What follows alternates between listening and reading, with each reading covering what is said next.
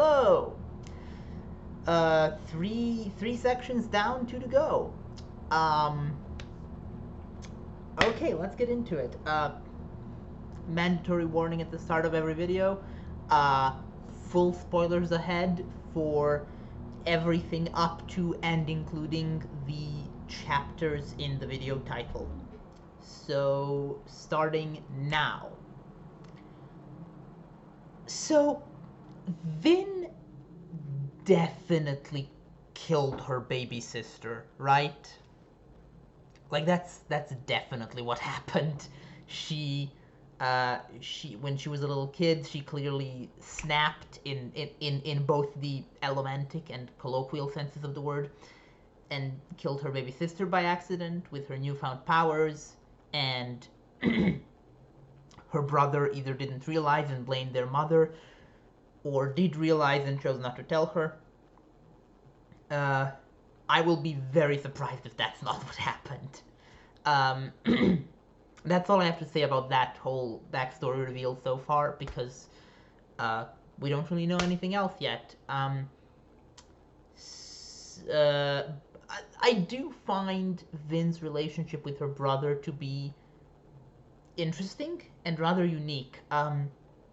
I find that often in media, when there is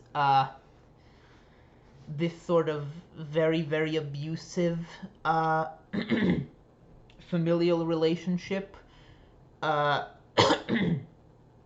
in the protagonist's past, but which is also framed as like kind of protective, the protagonist tends not to really realize how terrible and abusive it was. Like, they tend to still love the person in question and so forth.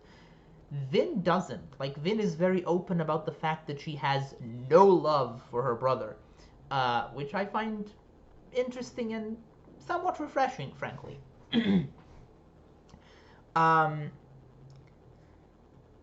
We also learn a lot more about other people's backstories in this section. We learn a bit more about Kelsier, but we learn actually a lot about Doxson, and a little bit about Ham. All of their backstories are ultimately the same, which is that they've all lost a lot to the Lord Ruler and to the system as it exists right now, which makes sense, because as I believe Vin says at one point, or was it Doxson? No, Doxson actually says it while he's telling his story. You would be hard-pressed to find any Ska who hasn't lost a loved one, or several, to the nobility. So, so that's like that's kind of the thesis statement, really, of the resistance. That being said, the resistance is kind of done now. Like, I was not expecting the army to actually get decimated before we get to actually use it. I'm excited about that, which sounds horrible, because, like 5,000 people are dead. But I am excited about it because it means that the story is now going to go in a completely unexpected direction, because I was really expecting that things were mostly going to proceed according to plan up to the actual attack on Luthadel, which it now seems that that's not going to be the case. That actually the plan we were presented with at the start of the book is going to have to completely change, which is always fun. Speaking of things that might happen in the future, Kelsier. Kelsier has started taking a very dark turn in this section, with kind of being on a bit of an ego trip, presenting himself as almost like a messiah figure to the soldiers, giving them false confidence, lying to them. That whole, like, you just lied to my soldiers. No, I lied to my soldiers section. That whole thing was very, like, ominous, and made, like, while I was reading that, I was thinking, like, you know what? Vin might have a point. Like, this book might end with them successfully overthrowing the Lord Ruler, only for Kelsier to become the new Lord Ruler and have to be overthrown in the next two books. I don't think that's impossible. I don't think that's, like, I wouldn't be super shocked if that's what happened. I don't necessarily think it's going to, because I suspect that Kelsier maybe learned his lesson from the debacle that's just happened with all of the soldiers dying, because he gave them false confidence, because he was stroking his own ego. If he hasn't learned anything from that, that's deeply unfortunate.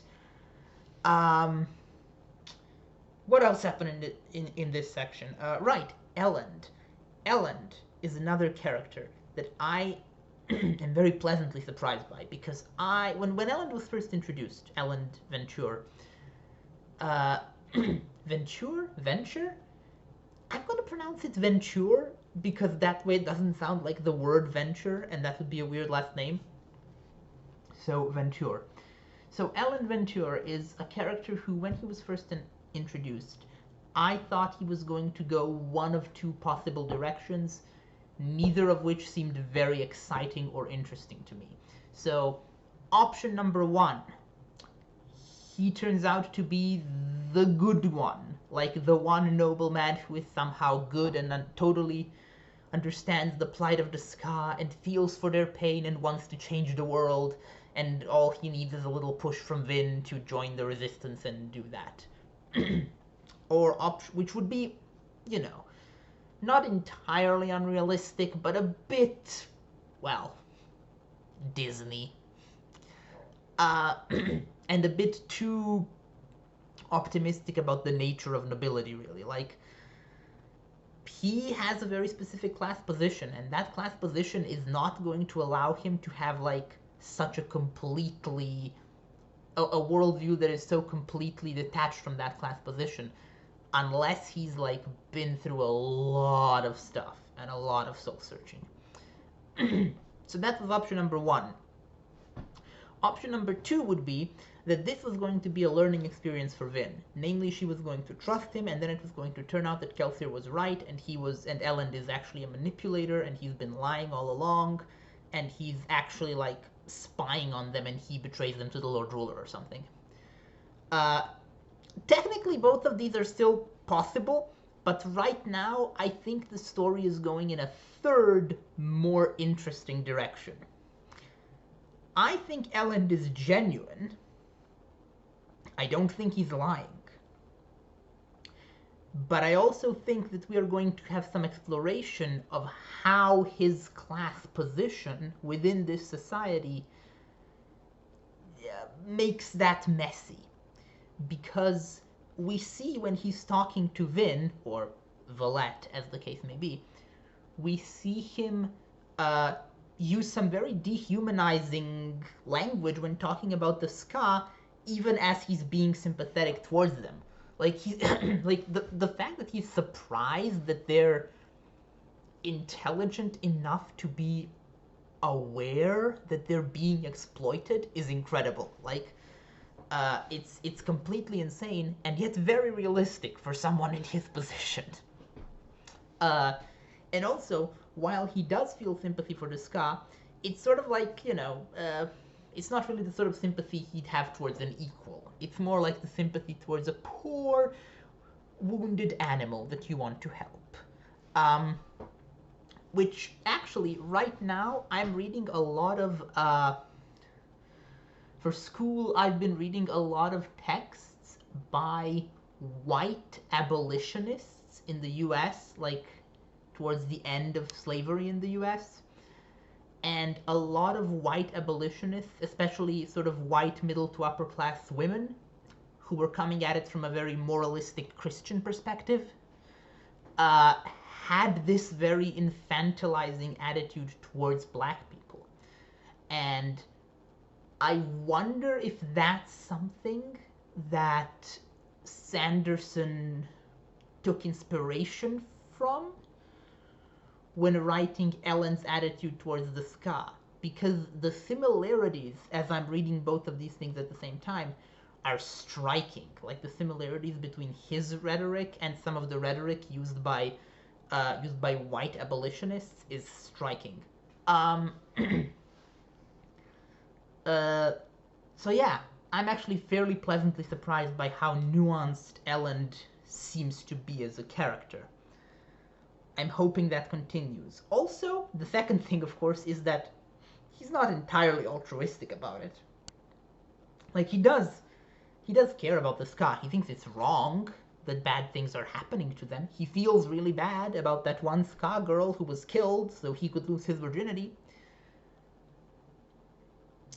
But when he's talking to his friends, it's pretty, like, he also does say that, like, you know, yeah, it's bad that the ska are being mistreated, but also we need to fight against the Lord Ruler because of how he's oppressing us, the noblemen.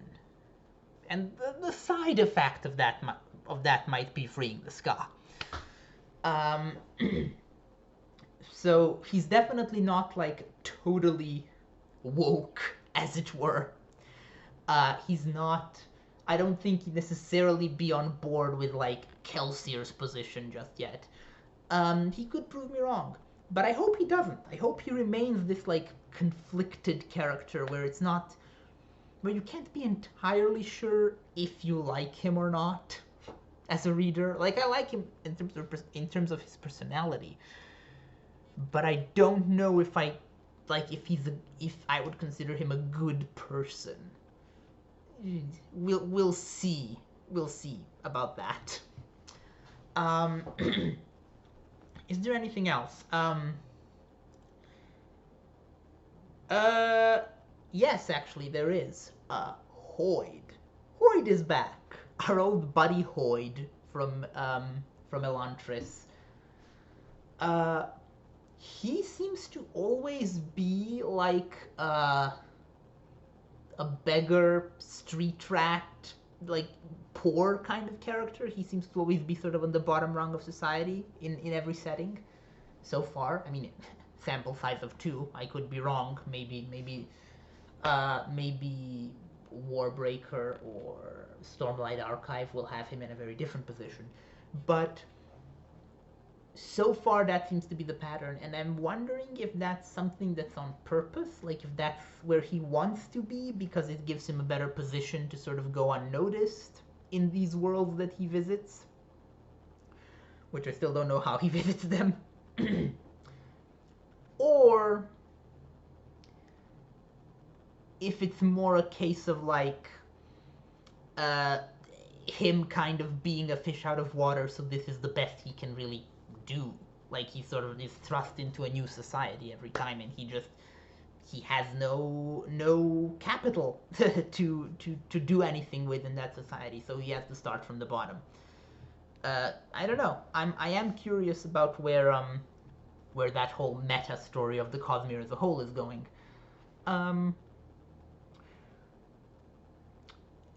There's also the budding, I don't want to say love triangle because Vin isn't really interested in one of them, but there's like a thing going on with Vin and Spook / MISTBORN and Elend. Vin obviously likes Elend and not Spook, like that's clear, but they've both, as far as I understand, they've both kind of proposed to her, which is a bit fast, but okay. I know it's not actually proposal, it's like, you know, starting the process of courtship. But still. I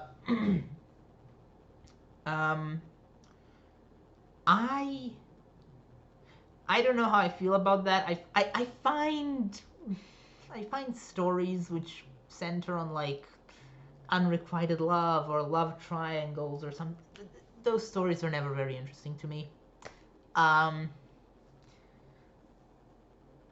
So I'm hoping that doesn't become a whole thing. Like, I'm hoping major character decisions aren't made just because people are in love with each other.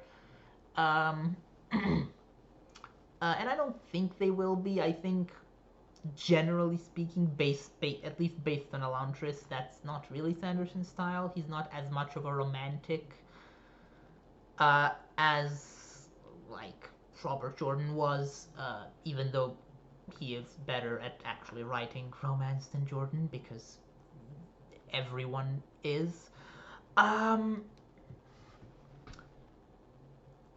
And what else? Yes, some thoughts on the magic system. So, two things happen that are interesting to me in this section. One, we learn a lot more about metal mines and stuff. Essentially, the kind of magic that that the keepers use, like Sazed. So we have confirmation of what I said I think I said in the previous video. I don't actually remember, but I think I said it, which is that in this world, metals are the source of magic, just like the door was the source of magic in the setting of Elantris, whose name I forget. But that doesn't mean that there's only one magic system. There's different magic systems, all of which access the same power source within this setting. Just like it was heavily implied was the case towards the end of Elantris. Like, in Elantris you had, I think we got like a pretty explicit confirmation of at least 3 different magic systems, all of which ultimately tap into the door. And here so far we've got at least 2 magic systems, both of which directly tap into metals as their source of power.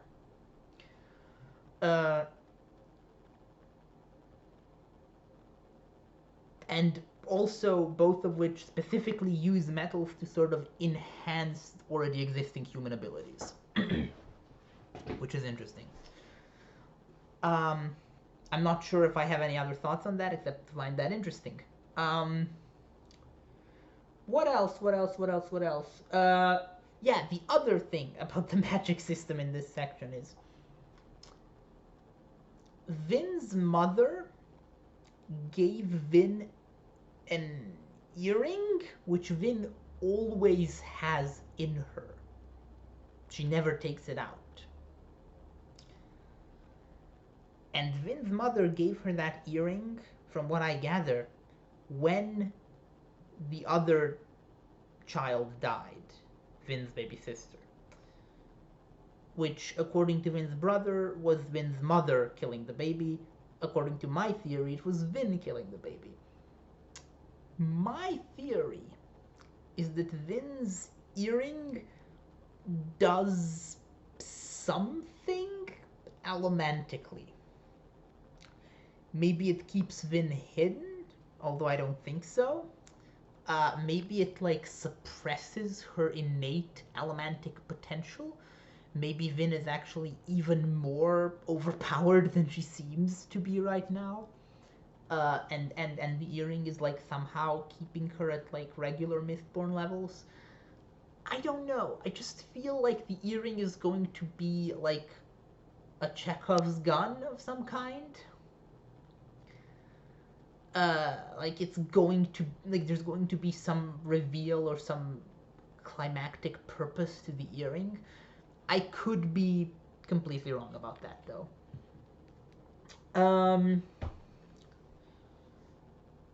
So, yeah, I think that's about all I have, all the thoughts I have for right now.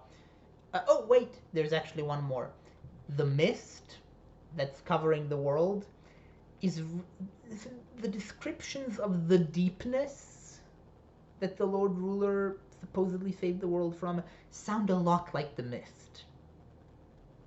So it seems to me that rather than saving the world from the deepness may in fact have just won and conquered the world.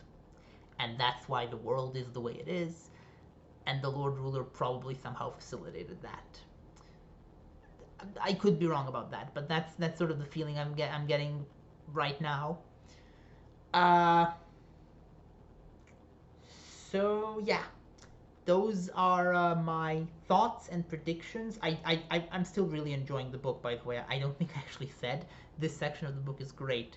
I'm sort of doing a lot less of a review of each section this time around than in Elantris. But that's because everything is just really good. I have much, I don't have criticisms really. Everything's just great so far. I'm just enjoying it. We'll see if the book sticks the landing better than Elantris did, which shouldn't be hard. Yeah, I'm gonna go read part 4. Part 4, yes. Bye.